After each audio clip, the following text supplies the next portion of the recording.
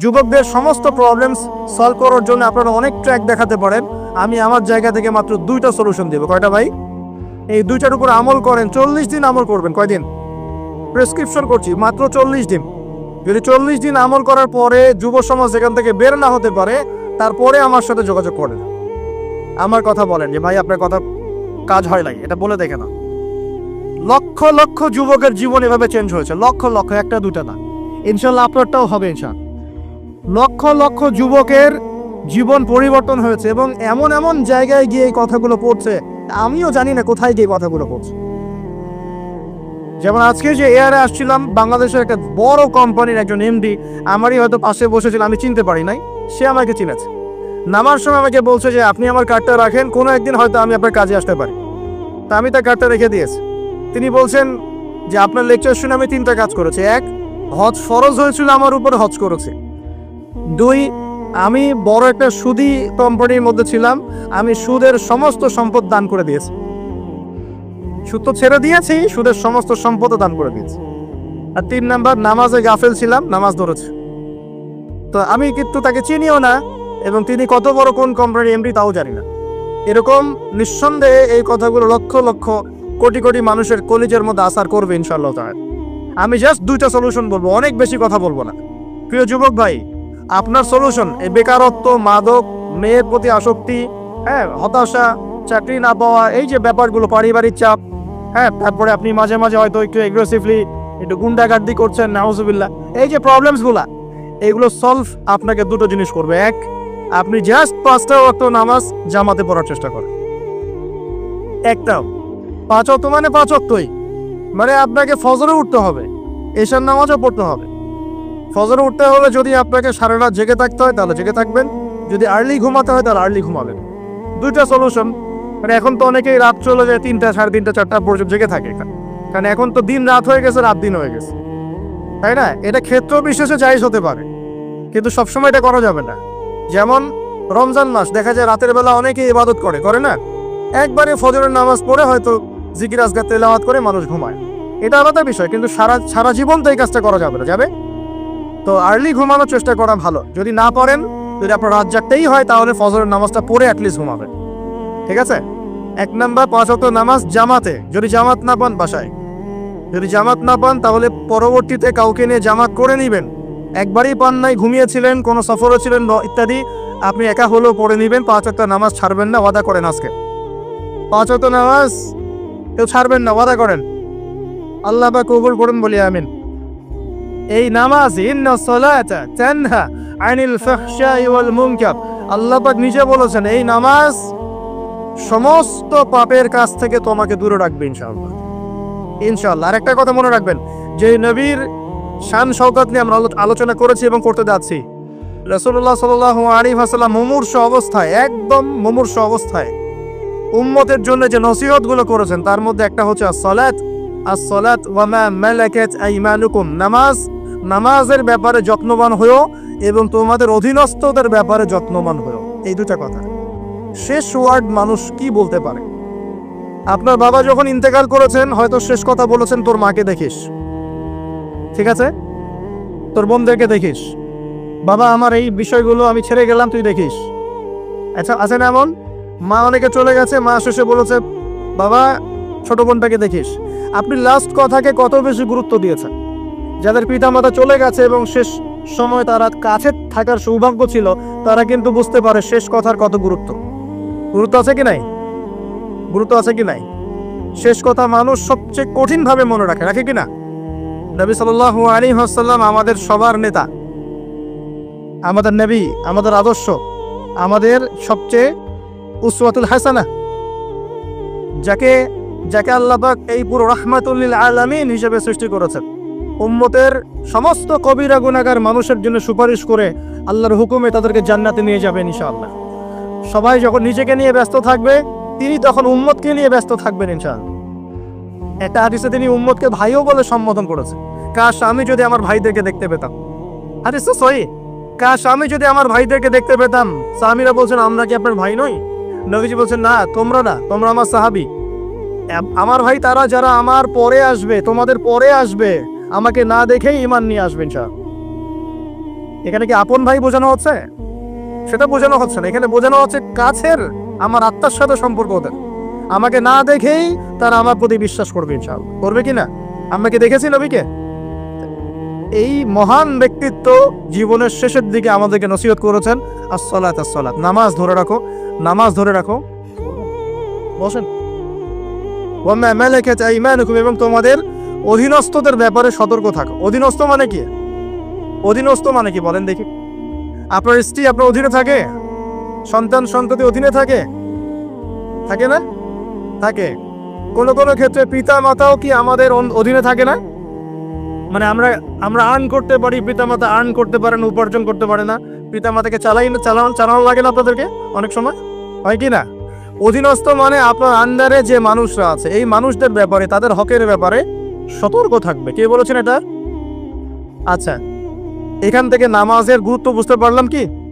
যুব সমাজের solution 1 number, 5 ওয়াক্ত নামাজ জামাতে পড়ার চেষ্টা করবেন, আল্লাহ পাক তৌফিক এনায়েত করুন বলে আমিন।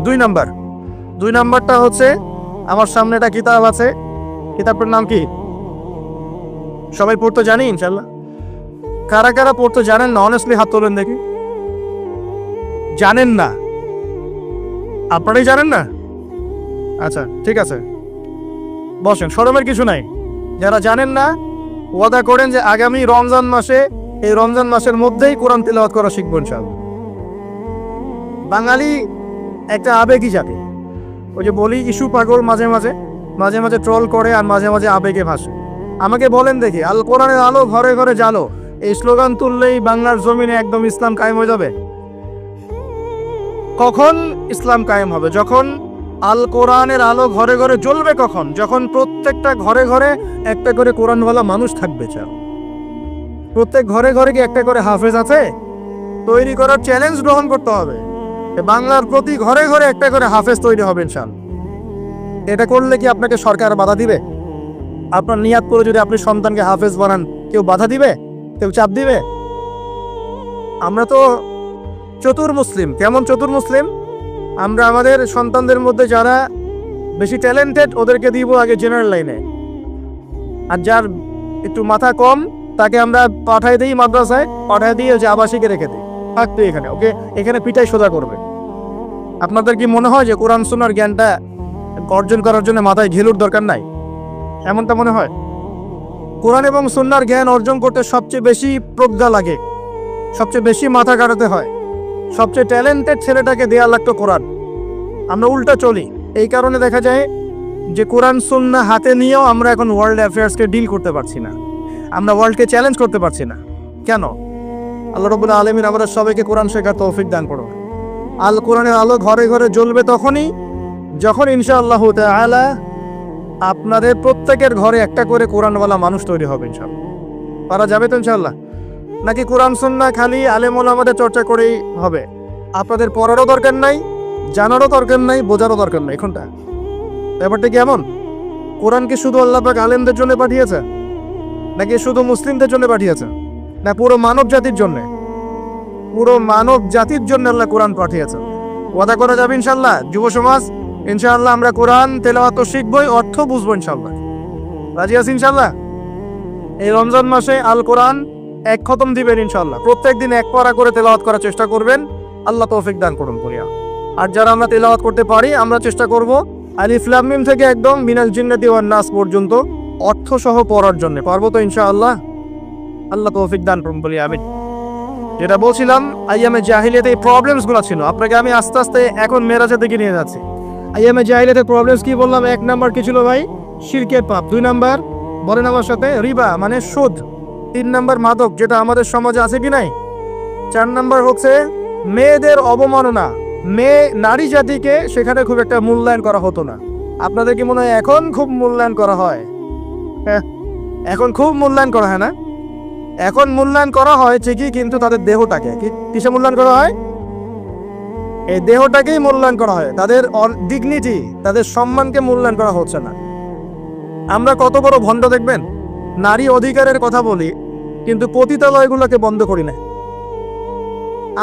আমরা যদি সত্যি তাদেরকে ভালোবেসে থাকি, তারা যদি আমাদের সমাজের অংশ হয়, আমাদেরই কারো মা, কারো বোন, কারো আত্মীয় হয়ে থাকে, তাহলে আমরা কি আমাদের অর্থ দিয়ে তাদেরকে কর্মসংস্থানের ব্যবস্থা করে দিতে পারতাম না? কয়জন এই কাজটা করেছে? কয়জন এই কাজটা করেছে বা করার হিম্মত দেখাচ্ছে? ওদেরকে রেখেও দিবে, তাদেরকে ভোগও করবে, করে আবার ওদের অধিকারের আন্দোলনও করবে। কত বড় ভণ্ড জাতি চিন্তা করবে। আমরা একটু নিয়োগ করতে পারি তো, আমরা আমাদের অর্থ সম্পদ থেকে আমরা প্রয়োজনে আমাদের পলিটিক্যাল পাওয়ার কাজে লাগিয়ে, আমাদের এখানে যারা অনেস্ট মেম্বার, চেয়ারম্যান, এমপি সাহেব থাকবেন, তাদের পলিটিক্যাল পাওয়ারটাকে কাজে লাগিয়ে আমরা আমাদের এলাকাগুলোর মধ্যে সমস্ত অনৈতিক কাজগুলো বন্ধ করে দিব স্যার।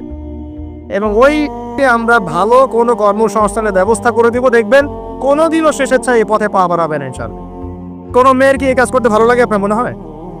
কোনো মেয়ে চায় না যে সম্মান বিক্রি করে খেতে হবে, হয়তো পেটের দায়ে বা সামাজিক অন্ধকার জগতে পা বাড়িয়ে দালালের খপ্পরে পড়ে, বা এই যে নারী লিপ্সু কিছু পুরুষ মানুষের খপ্পরে পড়ে এই পথে চলে গেছে। এরা যদি আমাদের আত্মীয় হতো, আমাদের বংশে কেউ হতো, আমাদের কারো মা, কারো বোন, কারো স্ত্রী হতো, তাহলে কি আমরা সমাজে মুখ দেখাতে পারতাম? ইয়াজুজ আর মাজুজ সারা বিশ্বে ফাসাদ সৃষ্টি করবে। সূরা কাহফ পড়ে দেখেন, ইন্না ইয়াজুজ ওয়া মাজুজ মুফসিদুনা ফিল আরদ।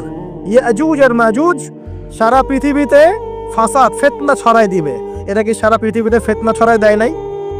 আমি কিন্তু বলছি না যে এরা ইয়াজুজ মাজুজ, আমি কিন্তু এই কথা বলি না। বলছি ইয়াজুজ মাজুজের চরিত্র এদের মধ্যে পাওয়া যায়। বিশ্বের প্রত্যেকটা জায়গায় ফাসাদ সৃষ্টি করে দিছে। কখন কোন দেশকে কোন দেশের সাথে লাগাই দেওয়া যাবে, কার মধ্যে ফিকশন লাগে অস্ত্র বিক্রি করা যাবে, কোথায় কোন খনি আছে দখল করা যাবে, কোথায় কোন মুসলিম আছে ওদেরকে বোম্বিং করা যাবে, কোথায় কারাগারে নিয়ে মুসলিমদেরকে টর্চার করা যাবে, শান্তিপূর্ণ মুসলিম কান্ট্রির মধ্যে কেমন করে জঙ্গি ইস্যু তৈরি করা যায়, সারাদিন এই ফিকির করে বেড়ায় মাথার মধ্যে। এখন সবকিছু বাদ দিয়ে এখন শিক্ষাক্ষেত্রেও মাথা ঢুকানোর চেষ্টা করছে। তো এখন দেখেন, আমরা কি পশ্চিমাদের দাসত্ব করব? আমাদের সামনে কোরআন সুন্নাহ নাই। আমরা যদি আমাদের মেধা, আমাদের ঐক্য, আমাদের সম্পদকে কাজে লাগাতে পারি, ওরা আমাদের দাসত্ব করবে ইনশাআল্লাহ। আপনাদের কি মনে হয় এগুলো শুধু স্লোগান দিচ্ছে? 1150 বছর, 1200 বছর এই বিশ্বটাকে মুসলিমরা শাসন করেছে। ইতিহাস পড়ে দেখেন না একটু। রাসূল সাল্লাল্লাহু আলাইহি ওয়াসাল্লামের নবুয়ত থেকে নিয়ে, এই মক্কা বিজয় থেকে নিয়ে প্রায় 1100-1200 বছর এই বিশ্বটাকে শাসন করেছে মুসলিমরা। এই ইতিহাসগুলো মুসলিম যুবকদেরকে কারা শিখাবে, কারা বলবে, কে মনে করাই দিবে? বিগত 100 বছরে আজকে আমাদের এই অবস্থা হয়েছে। কেন হয়েছে? এই যে বললাম, আমরা তাওহীদ থেকে সরে আসছি, সুন্নাত থেকে সরে আসছি, আমরা এখন মাদকের পিছনে ছুটছি, আমরা নামাজ ছেড়ে দিয়েছি, কোরআন ছেড়ে দিয়েছি। এই যে দেখেন কতজন মানুষ হাত তুললো যে কোরআন পড়তে পারে না। অথচ সাহাবীদের যুগে মনে হয় মশাল নিয়ে একজনকে খুঁজে পাওয়া যাবে না যে কোরআন পড়তে পারে না। ওই যে আপনার আন্দালুসের একটা ঘটনা আছে, বাদশাহ মেয়ের বিয়ে দিবে, এখন সবাইকে বলেছে যে আমি মেয়ের বিয়ে দিব, ছেলে খুঁজতেছি। এখন আমি চাই যে একজন হাফেজে কোরআন ছেলের সাথে আমার মেয়ের বিয়ে দিব। যাদের ঘরে হাফেজে কোরআন ছেলে আছে সবাই রাত্রেবেলা মশাল জ্বালাবে, একটা করে মশাল জ্বালিয়ে রাখবে। এখন বাচ্চা রাতের বেলা গভীর রাতে এই টাওয়ারের উপর উঠেছে, উঠে দেখে তার রাজ্যের প্রতিটা বাসায় মশাল জ্বলছে। মানে সবাই কোরআনে হাফেজ। পরের দিন শর্ত দিল যে সবাই তো কোরআনে হাফেজ, এখন আমি কার সাথে আমার মেয়ের বিয়ে দেবো? কোরআনের মুফাসসির যারা তার সাথে দেব। পরের দিন যখন উনি টাওয়ারে উঠেছেন, দেখে যে সব ঘরে মশাল জ্বলছে। এখন সবাই কোরআনে তাফসীর করতে যান। তারপর যে আরো কঠিন শর্ত দিয়েছে যে হাদিসের উপর গবেষণা কারা করেছে, হাদিস বেত্তা কারা, এবার কোরআন হাফেজ, তাফসীর এবং হাদিস জানে কারা। এবার দেখা গেছে অর্ধেক আলো জ্বলতেছে ঘরে, পুরো দেশের অর্ধেক আলো জ্বলতেছে। এইভাবে প্রায় 8-10টা ধাপে ধাপে তিনি জামাই সিলেক্ট করেছেন। জামাই পেতে এত কষ্ট। সবাই ভালো মানুষ, এর মধ্যে ভালো কোথায় খুঁজে বের করুন। তো দেখেন, আমরা যে ইসলাম থেকে সরে আসছি, এই কারণে আজকে বিগত 100 বছরে আমাদের এই অবস্থা হয়েছে। আল্লাহ পাক আমাকে এবং আপনাদের সবাইকে 5 ওয়াক্ত নামাজি বানায় দেন, দোয়া করে। আল্লাহর পথে চলতে হলে কিন্তু কষ্ট হবে, মানুষ ভালো মন্দ বলবে, অনেক সমস্যা। জান্নাতকে ঘেরা হয়েছে কষ্ট দিয়ে, আর জাহান্নামকে ঘেরা হয়েছে প্রবৃত্তির দাসত্ব দিয়ে। মন যাচাই তাই করেন নাম প্রবৃত্তি। মন চাচ্ছে মদ খাইলেন, মন চাচ্ছে জেনা করলেন, মন চাচ্ছে সুদ খাইলেন, আর মন যাচাই তা দিয়ে জাহান্নামকে ঘেরা হয়েছে। এবার নবীজি বলছেন, জাহান্নামে আমি উকি বেরো দেখেছি, জাহান্নামে দেখেছি বেশিরভাগ অধিবাসী, জাহান্নামের বেশিরভাগ মানুষ হচ্ছে উম্মতে মুহাম্মাদির নারী জাতি। বলেন নাউজুবিল্লাহ। এই নারী জাতি মানে আমার বোন, আপনার মা, আপনার স্ত্রী, আমার বোন, আমার মা, আমার স্ত্রী, আমাদেরই তো। নারী কি আমাদের বাইরে? কেন তারা জাহান্নামে যাবে? নবীজি বলছেন কয়েকটা কারণ। এক, তারা বেশি বেশি লানত এবং অভিশাপ করে। এক, দুই, তারা এমন কিছু কাপড় পরে শেষ জামানায় বাইরে ঘুরবে যে কাপড়গুলো পরেও তারা নগ্ন থাকবে। দুই, অর্থাৎ বেপরদামির কারণে। তিন, তারা বুক পিঠ চাপড়ায় প্রলাপ বিলাপ করে, এটা একটা কারণ। চার, তারা স্বামীর সাথে কখনো কখনো কুফরি করে। কেমন?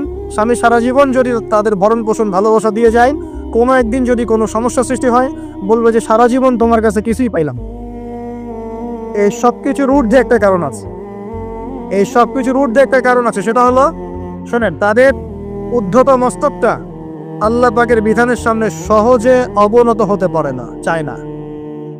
এগুলো কিন্তু সব মেয়েদের জন্য নয়, উম্মতে মুহাম্মাদির একটা অংশের মেয়েদের জন্য আল্লাহর নবী এইসব কথা বলেছেন। আবার এমনও মেয়ে আছে, শোনেন, এমনও মেয়ে আছে যারা ঈমান আমল টিকে রাখার জন্য না খেয়ে থাকতেও রাজি আছে। এমনও মেয়ে আছে, এমনও বহু দিনী মেয়ে আছে আমাদের সমাজে যারা ঈমান আমল ধরে রাখতে চায়, পরিবার তাকে রাখতে দেয় না। ফেরাউনের ঘরে থেকেও একজন মেয়ে জান্নাতে গিয়েছে কি না?